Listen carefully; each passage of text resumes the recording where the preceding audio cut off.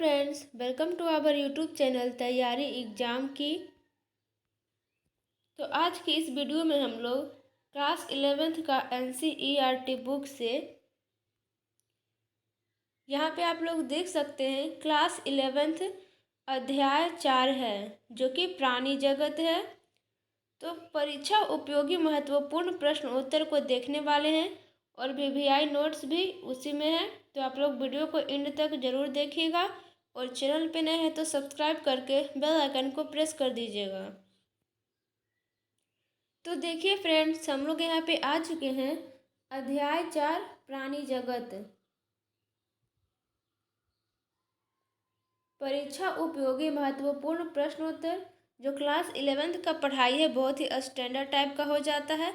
तो आप लोगों को अच्छे तरह से समझना है और चाहें तो नोट्स भी आप लोग स्क्रीनशॉट लेके बना सकते हैं अगर अच्छा लगेगा तो। ओके, पहला है यहाँ पे प्राणी जगत के सभी सदस्य बहुकोशिक हैं लेकिन सभी एक ही प्रकार की कोशिका के संगठन को प्रदर्शित नहीं करते हैं। जैसे कि उदाहरण हम लोग देखते हैं। उदाहरण के लिए स्पंज में कोशिका बिखरे हुए समूहों में है, अर्थात वे कोशिकीय स्तर का संगठन दर्शाती है। यहाँ पे पॉइंट नंबर 2 है, कोशिकाओं के बीच श्रम का कुछ विभाजन होता है। सिलेंड्रेंट कोशिकाओं की व्यवस्था अधिक होती है, उसमें कोशिकाएं अपना कार्य संगठित होकर ऊतक के रूप में करती है, इसलिए इसे ऊतक स्तर का संगठन कहा जाता है। किसे? तो सिलेंड्रेंट कोशिका को। ओके, अब देखिए यहाँ पे क्वेश्चन नंबर 3 है या पॉइंट नंबर 3 कह लें आप लोग। इससे उच्च स्तर का संगठन जो प्लेंटीहेल्मिंथेज के सदस्य तथा अन्य उच्च संघों में पाया जाता है, जिसमें ऊतक संगठित होकर अंग का निर्माण करता है और प्रत्येक अंग एक विशेष कार्य करता है। फिर आगे देखते हैं, प्राणी में जैसे एनेलिड, ऑर्थ्रोपोड, मोलस्क, इकाइनोडर्म तथा रज्जुकी के अंग मिलकर तंत्र के रूप में शारीरिक कार्य करते हैं। प्रत्येक तंत्र एक विशिष्ट कार्य करता है। इस तरह की संरचना अंग तंत्र के स्तर का संगठन कहा जाता है। आगे चलते हैं 5 पे। परिसंचरण तंत्र भी 2 प्रकार का है, पहला है खुला तथा दूसरा है बंद। तो आइए अब हम लोग बारी बारी से जानते हैं कि खुला परिसंचरण तंत्र क्या है। तो खुले परिसंचरण तंत्र में रक्त का बहाव हृदय से सीधे बाहर भेजा जाता है तथा कोशिका एवं ऊतक इसमें डूबे रहते हैं। फिर आगे चलते हैं हम लोग सेकेंड पे। बंद परिसंचरण तंत्र, रक्त का संचार हृदय से भिन्न भिन्न व्यास की वाहिकाओं के द्वारा होता है, उदाहरण धमनी, शिरा तथा कोशिकाएं। आगे चलते हैं, प्राणी को समिति के आधार पर भी श्रेणीबद्ध किया जा सकता है। स्पंज मुख्यतः असममिति होते हैं, अर्थात किसी भी केंद्रीय अक्ष से गुजरने वाली रेखा इन्हें 2 बराबर भागों में विभाजित नहीं करती है। ओके, ये 2 बराबर भागों में विभाजित, जैसे कि पत्ता हो गया, 2 बराबर भागों में विभाजित नहीं करती है, उसे असममिति कहते हैं। 7 है यहाँ पे, जब किसी भी केंद्रीय अक्ष से गुजरने वाली रेखा प्राणी के शरीर को 2 समरूप भागों में विभाजित करती है तो इसे अरीय सममिति कहते हैं। जैसे कि एग्जाम्पल, ये गोला यहाँ पे हो गया और इसको हम यहाँ पे 2 बराबर भागों में बांट दिए हैं। ओके, तो ये समान होते हैं तो इसलिए इसे अरीय सममिति कहते हैं। अब उदाहरण देखिए कुछ प्राणी में। सिलेंट्रेट, टिनोफोर तथा इकाइनोडर्म में इसी प्रकार की सममिति होती है, यानी कि इसे 2 बराबर भागों में बांटा जा सकता है। अब आइए देखते हैं हम लोग, क्वेश्चन नंबर यहाँ पे 8 आ चुका है। एनेलिड, ऑर्थ्रोपोड आदि में एक ही अक्ष से गुजरने वाली रेखा द्वारा शरीर 2 समरूप दाएं व बाएं भाग में बांटा जा सकता है, इसे द्विपार्श्व सममिति कहते हैं। दाएं या बाएं भाग से बांटा जा सकता है तो उसे द्विपार्श्व सममिति हम लोग कहेंगे। अब यहाँ पे 9 आ चुका है। जिन प्राणियों में कोशिकाएं 2 भ्रूणीय स्तरों में व्यवस्थित होती है, जैसे बाह्य एक्टोडर्म यानी कि बाह्य त्वचा तथा आंतरिक एंडोडर्म अंतः त्वचा वे द्विकोरीय कहलाते हैं। फिर आगे चलते हैं, यहाँ पे 10 है सिलेंट्रेंट वे प्राणी है जिनके विकसित भ्रूण में तृतीय भ्रूणीय स्तर यानी कि मेजोडर्म होता है। आप लोग जान ले तृतीय भ्रूण स्तर को क्या कहते हैं, तो मेजोडर्म होता है, त्रिकोरिकी कहलाते हैं, जैसे प्लेंटी हेलमंथीज से रजुकी तक। क्वेश्चन नंबर यहाँ पे 11 है मेजोडर्म यानी कि मध्य त्वचा से आच्छादित शरीर गुहा को देह गुहा यानी कि प्रगुहा कहते हैं तथा इससे युक्त प्राणी को प्रगुही प्राणी कहते हैं। उदाहरण के लिए हम लोग यहाँ पे जानते हैं कौन कौन सा है, तो एनेलिड, मोलस्क, ऑर्थ्रोपोड, इका, इनोडर्म, हेमिकुओर्डेट तथा कुओर्डेट।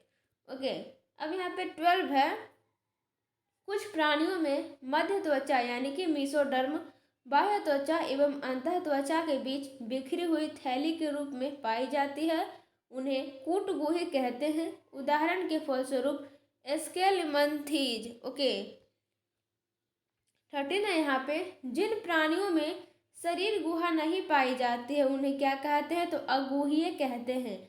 उदाहरण के लिए प्लेंटीहेलमंथीज। क्वेश्चन नंबर 14 है जो कि बहुत ही महत्वपूर्ण है, ये सारी क्वेश्चंस को आपको ध्यान में रखना है। खंडी भवन क्या है, तो उत्तर हो जाएगा कुछ प्राणियों में शरीर बाह्य तथा आंतरिक दोनों ओर श्रेणीबद्ध खंडों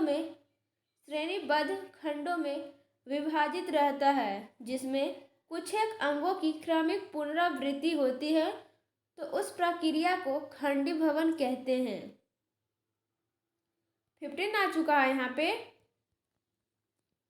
विखंडावस्था क्या है, तो उत्तर हो जाएगा यानी कि विखंडा अवस्था क्या है, तो उत्तर हो जाएगा केंचुए में शरीर का विखंडी यानी कि खंडी भवन होता है और यह विखंडावस्था कहलाती है। अब यहाँ पे क्वेश्चन नंबर 16 है पृष्ठ रज्जु युक्त प्राणी को क्या कहते हैं, महत्वपूर्ण प्रश्न, तो उत्तर हो जाएगा रज्जुकी यानी कि कुओर्डेट कहते हैं। आप लोग याद रखेंगे इन सभी क्वेश्चंस को। 17 आ चुका है यहाँ पे पृष्ठ रज्जु रहित प्राणी को क्या कहते हैं, तो उत्तर हो जाएगा अरज्जुकी यानी कि नॉन कुओर्डेट। 18 है यहाँ पे संघ पोरीफेरा के प्राणियों को सामान्यतः स्पंज कहते हैं।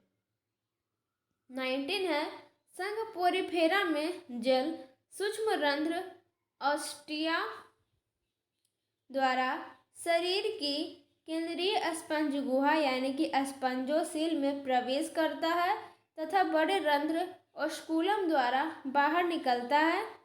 20 आ चुका है यहाँ पे कोएनोसाइट या कॉलर कोशिकाएं स्पंज गुहा तथा नाल तंत्र को स्तरित करती है। 21 है स्पंज प्राणी में नर तथा मादा पृथक नहीं होते, वे उभयलिंगाश्रयी होते हैं। अंडे तथा शुक्राणु दोनों एक द्वारा ही बनाए जाते हैं, किसमें, तो स्पंज में नर बनाते हैं यहाँ पे शुक्राणु और मादा अंडा। ओके, अलैंगिक जनन विखंडन द्वारा तथा लैंगिक जनन युग्मकों द्वारा होता है, ये पॉइंट आप लोग ध्यान में रखेंगे। ओके, यहाँ पे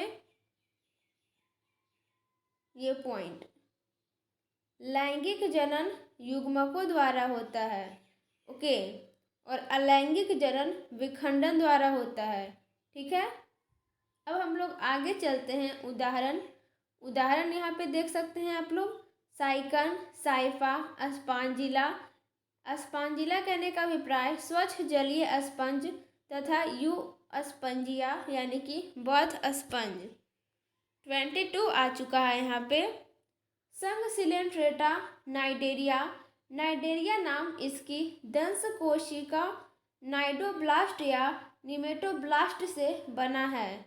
ओके, अब देखिए यहाँ पे 23 है इन प्राणियों में केंद्रीय जठर संवहनी गैस्ट्रोवेस्क्यूलर गुहा पाई जाती है जो अधोमुख यानी कि हाइपोस्टोम पर स्थित मुख द्वारा खुलती है। 24 है यहाँ पे। इसमें अंतःकोशिकीय एवं अंतराकोशिकीय दोनों प्रकार का है। इनके कुछ सदस्यों जैसे प्रवाल या कोरल में कैल्शियम कार्बोनेट से बना कंकाल पाया जाता है। 26 आ चुका है। इनका शरीर 2 आकारों पालिप तथा मेडूसा से बनता है। अब देखिए हम लोग संघ टिनोफोर के बारे में बात कर रहे हैं। संघ टिनोफोर कंकतधर को सामान्यतः समुद्री अखरोट यानी कि सी वॉलनट या कंकाल जैसी कॉम जेली कहते हैं। अब ध्यान देंगे आप लोग यहाँ पे, ये संघ टिनोफोर के बारे में हम यहाँ पे आपको बता रहे हैं। जीव संदीप्ति कहने का अभिप्राय प्राणी के द्वारा प्रकाश उत्सर्जन करना, यानी कि समझिए ये प्राणी है, ओके, तो इसके द्वारा आगे से प्रकाश उत्पन्न होता है। ये खुद अपने अंदर से प्रकाश उत्सर्जित करता है, प्रकाश का उत्सर्जन करता है। तो वही है यहाँ पे जीव संदीप्ति प्राणी के द्वारा प्रकाश उत्सर्जन करना टिनोफोर की मुख्य विशेषता है। आप लोग को याद रखना है। अब हम लोग आ चुके हैं दूसरे संघ पे, संघ प्लेटिहेल्मिंथेज चपटे कृमि, यानी कि संघ प्लेटिहेल्मिंथेज होता है जो कि चपटे कृमि होते हैं। इस संघ के प्राणी पृष्ठाधर रूप से चपटे होते हैं, इसलिए इन्हें सामान्यतः चपटे कृमि कहा जाता है। 29 आ चुका है यहाँ पे। इस समूह के अधिकांश प्राणी मनुष्य तथा अन्य प्राणियों में अंतःपरजीवी के रूप में पाए जाते हैं। कौन संघ के बारे में बात कर रहे थे हम लोग? तो संघ प्लेटिहेल्मिंथेज के बारे में। आगे देखिए, प्लेनेरिया में पुनरुद्भवन की असीम क्षमता होती है। उदाहरण टीनिया यानी कि फीता कृमि, फेशियोला यानी कि पर्णकृमि। 32 है। अब हम लोग दूसरे संघ पे आ चुके हैं, संघ एस्केलमेंथेज यानी कि गोल कृमि। संघ एस्केलमेंथेज कहने का अभिप्राय है गोल कृमि। एस्केलमेंथेज प्राणी अनुप्रस्थ काट में गोलाकार होते हैं, अतः इन्हें गोल कृमि कहते हैं। 33 आ चुका है। ये मुक्त जीवी जलीय अथवा स्थलीय तथा पौधे एवं प्राणियों में परजीवी भी होते हैं। ये द्विपार्श्व सममिति त्रिकोरिकी तथा कूटप्रगोही प्राणी होते हैं। 34 आ चुका है। इनका शरीर संगठन अंग तंत्र स्तर का है, प्रायः मादा नर से बड़ी होती है। ये बात ध्यान रखने का है आप लोगों को कि इसका शरीर संगठन अंग तंत्र स्तर का है, प्रायः मादा नर से बड़ी होती है। ओके, मादा बड़ी होती है।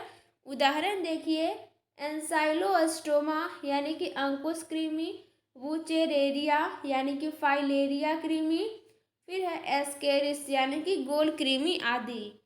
35 आ चुका है। संघ एनेलिडा, इनका शरीर सतह स्पष्टतः खंड अथवा विखंडों में बटा होता है। लैटिन एनुलस अर्थात सूक्ष्म वलय, इसलिए इस संघ को एनेलिडा कहते हैं। 36 आ चुका है। जलीय एनेलिडा जैसे नेरिस में पार्श्वपाद यानी कि उपांग पैरापोडिया पाए जाते हैं जो तैरने में सहायता करते हैं। 37 आ गया है। वृकक यानी कि एक वचन में इसे नेफ्रीडियम कहते हैं। पराशरण, नियमन तथा उत्सर्जन में सहायक है। 38 आ चुका है। अब यहाँ पे नेरिस एक जलीय एनेलिड है जिसमें नर तथा मादा अलग अलग होते हैं, एक लिंगाश्रयी, लेकिन केचुए तथा जोक में नर तथा मादा पृथक नहीं होते।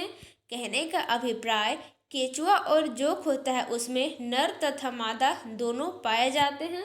उभय लिंगाश्रयी है, यानी कि जल और स्थल दोनों पे पाए जाते हैं।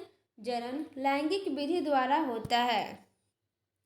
इसका उदाहरण हम लोग देखते हैं, नेरिस, फेरेटिमा यानी कि केचुआ तथा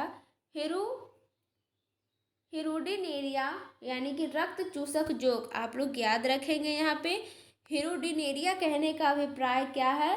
तो रक्त चूसक जोक।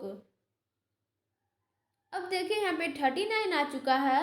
ऑर्थोपोडा प्राणी जगत का सबसे बड़ा संघ है। ऑर्थोपोडा प्राणी जगत का सबसे बड़ा फाइलम है।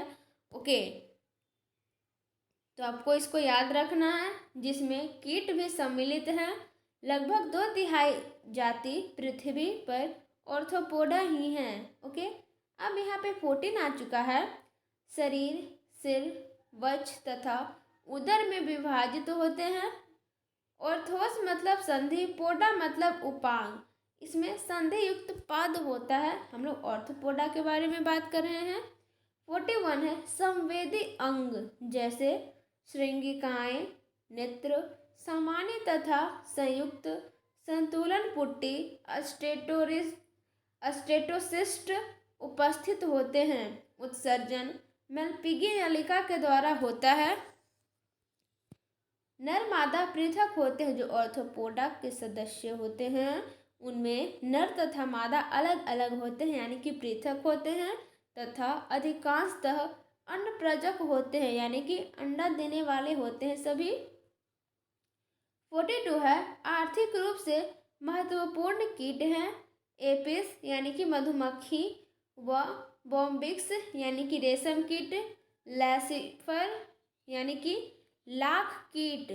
कहने का अभिप्राय लाख कीट, रोगवाहक कीट, एनाफलीज, क्यूलेक्स तथा एडिस मच्छर, यूथ पीड़क टिड्डी यानी कि लोकस्टा तथा जीवित जीवाश्म लिमुलस, राजकर्कट, किंग क्रेब आदि। आगे देखें यहाँ पे 43 है।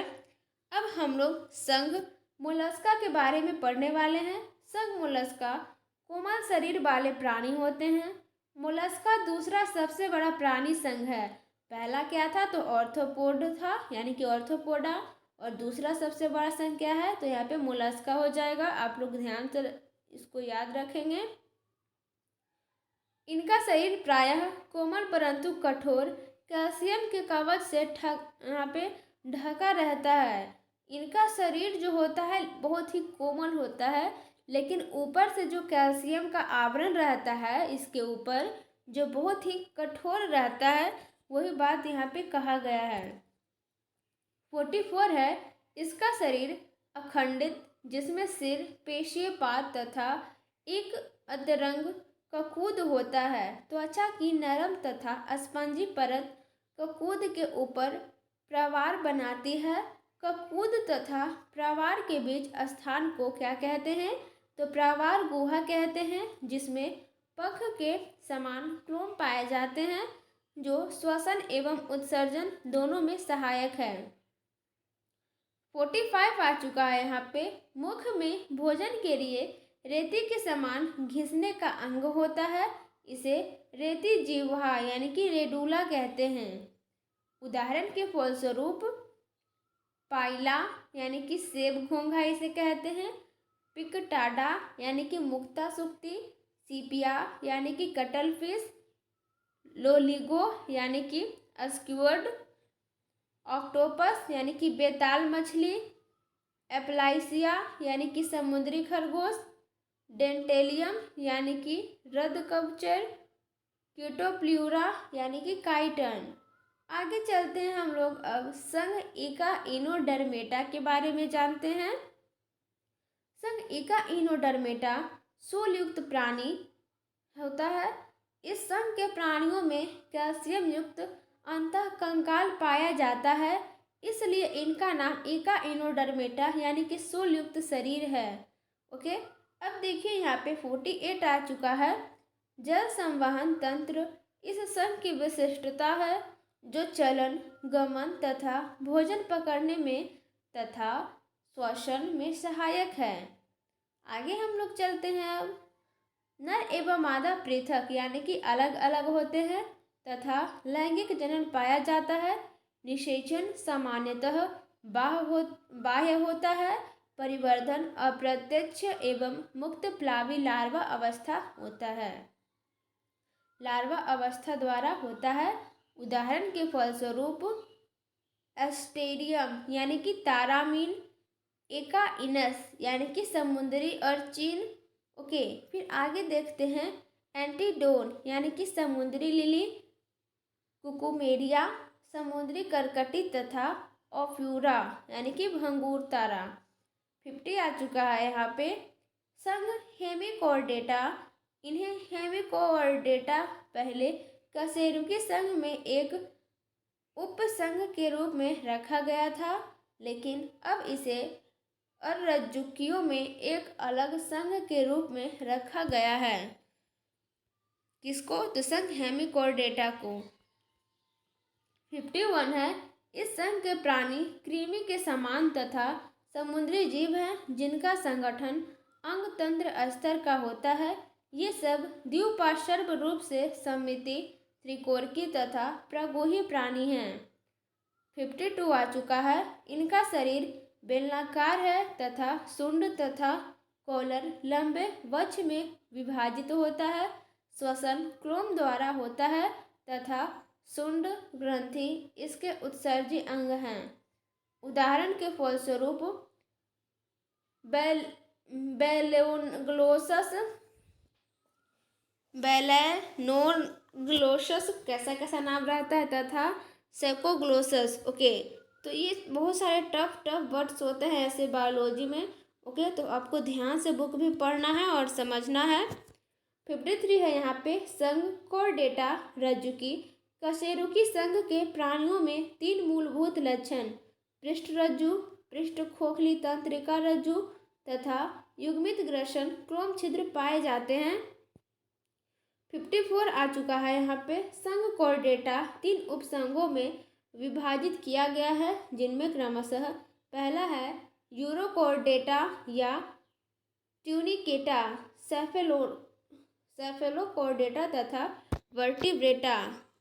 ओके, 55 पर यहाँ पे उपसंघ यूरोकॉर्डेटा तथा सेफेलोकॉर्डेटा को सामान्यतः क्या कहते हैं?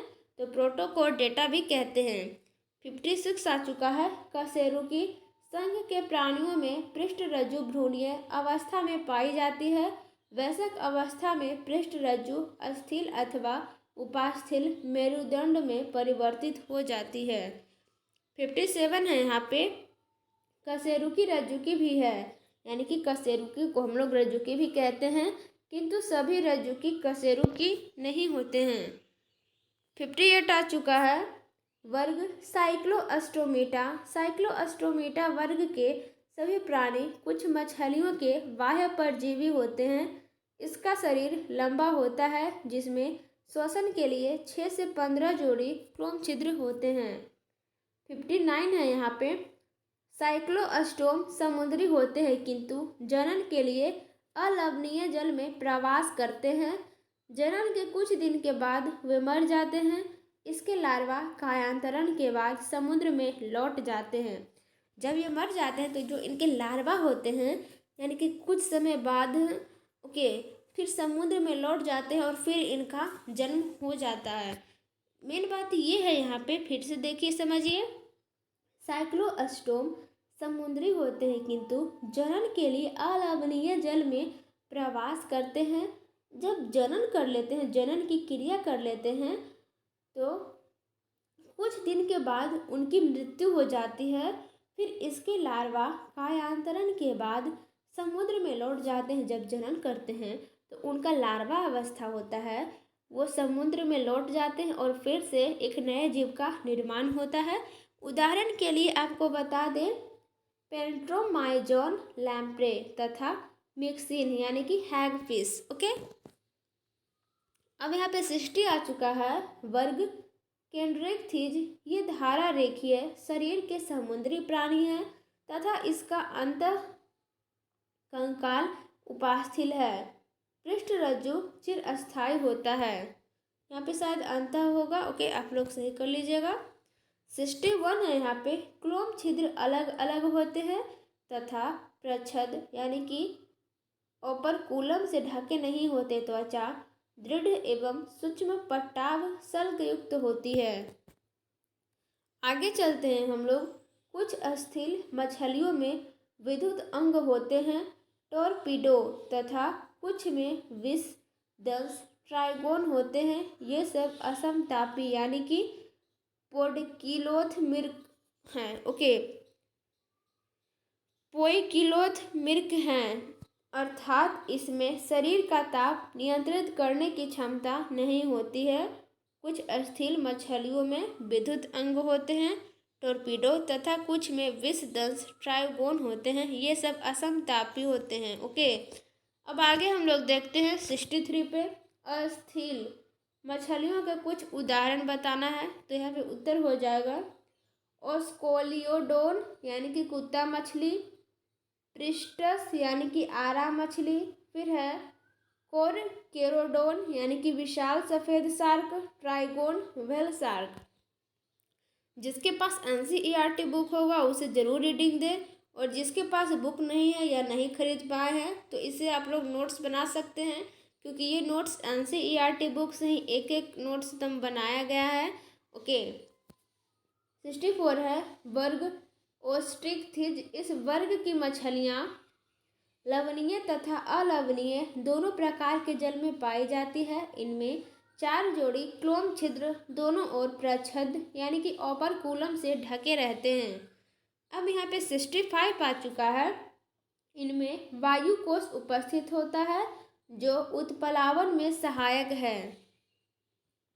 उदाहरण के लिए हम लोग जानते हैं समुद्री एक्सोसीटस यानी कि उड़न मछली, हिपोकैम्पस यानी कि समुद्री घोड़ा, अलवणीय लेबियो यानी कि रेहू, कतला, कलेरियस यानी कि मांगूर, एक्वेरियम बेटा यानी कि फाइटिंग फिश, फिर है पेट्रोपिशम यानी कि एंगस मछली।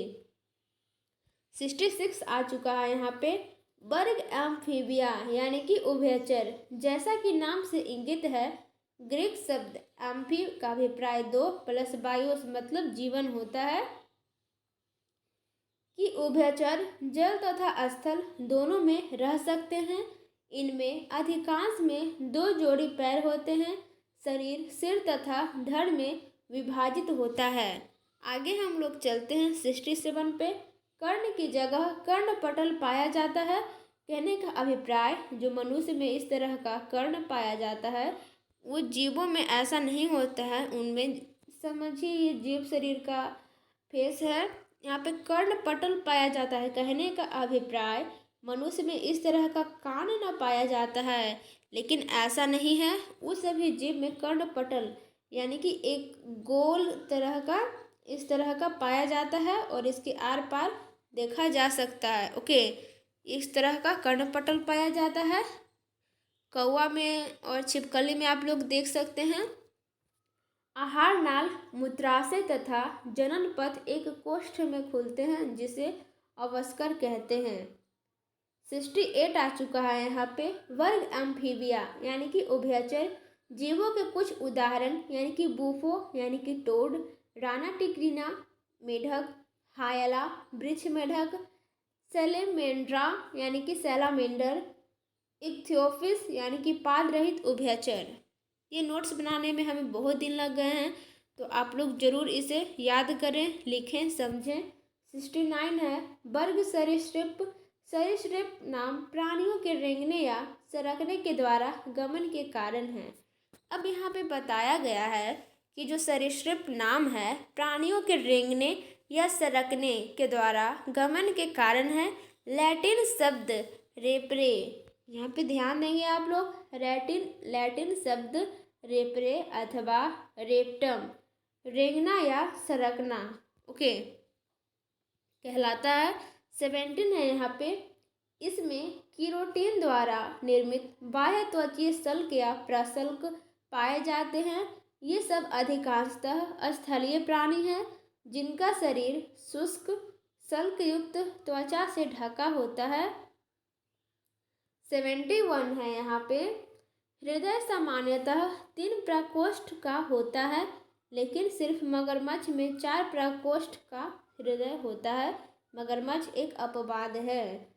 72 है यहाँ पे। सरीसृप वर्ग के कुछ उदाहरण किलोन यानी कि टर्टल, टेस्ट्यूडो यानी कि टोर्टोइज के मलियोन वृक्ष छिपकली, केलोटस बगीचे की छिपकली, एलिंगेटर, क्रोकोडाइल्स यानी कि घड़ियाल, हामी डेक्टाइल्स यानी कि घरेलू छिपकली, जहरीले सर्प, नाजा, नाजा कोबरा कहते हैं। आप लोग ध्यान में देखिएगा, यहाँ पे नागा नहीं कहा जा रहा है, यहाँ पे आपको नाजा कहा जा रहा है, नाजा कोबरा, वंगैरस यानी कि क्रेत वाइपर।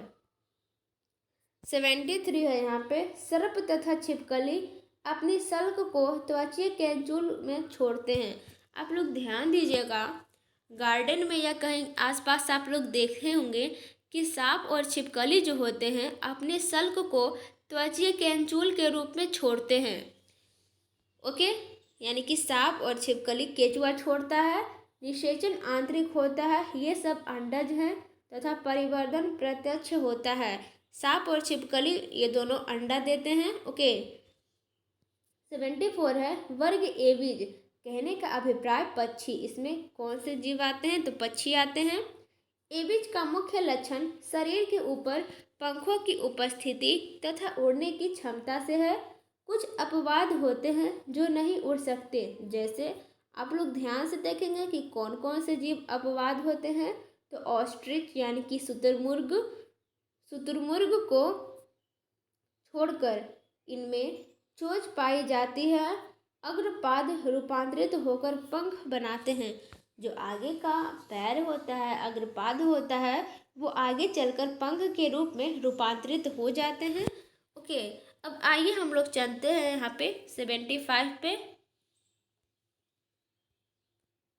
त्वचा शुष्क होती है। पूंछ में तेल ग्रंथि यानी कि ऑयल ग्लैंड को छोड़कर कोई और त्वचा ग्रंथि नहीं पाई जाती। अंतःकंकाल की लंबी अस्थियां खोखली होती है तथा वायु कोश युक्त होती है। 76 है, इनके पाचन पथ में सहायक संरचना क्रॉप तथा पेशनी होती है। हृदय पूर्णचर प्रकोष्ठ का बना होता है। यह समतापी होम्योथर्मस होते हैं। इनके शरीर का होम्योथर्मस होते हैं। इनके शरीर का ताप नियमित बना रहता है। उदाहरण के फलस्वरूप कॉर्बस यानी कि कौवा, केलुम्बा यानी कि कपोत, सिलिकुला यानी कि तोता, अस्ट्रियो ऑस्ट्रिच, पोवो यानी कि मोर, एटिनोडाइटिस यानी कि पेंगुइन, सुडोगाइपस यानी कि गिद्ध। अब यहाँ पे 77 है पॉइंट है, वर्ग स्तनधारियों का सबसे मुख्य लक्षण।